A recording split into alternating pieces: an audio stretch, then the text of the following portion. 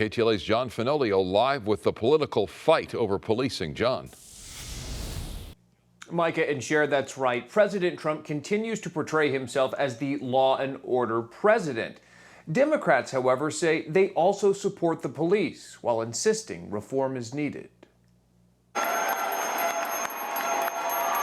As protests continue across the country for a 14th day following the death of George Floyd. This has been a very strong year for less crime. The politics of policing is heating up. There won't be defunding, there won't be dismantling of our police. President Trump meeting with law enforcement leaders at the White House as congressional Democrats unveiled sweeping police reform legislation. Never again should the world be subjected to witnessing what we saw on the streets in Minneapolis. The bill, titled the Justice in Policing Act, aims to crack down on police brutality and would ban the use of chokeholds, establish a national registry of police misconduct, add some restrictions on the transfer of military-grade equipment to local law enforcement, and include racial bias training. There are many things we call upon our police departments to deal with: mental health issues, policing in schools, and the rest, that we could rebalance some of our funding to address some of those issues more directly. The vast majority of brave police officers cannot be lumped in with the very worst examples of heinous behavior.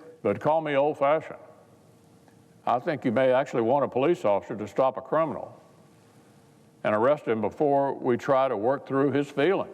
The legislation does not call for abolishing police altogether, as some protesters have demanded in recent days. Democrats observing 8 minutes and 46 seconds of silence in Emancipation Hall.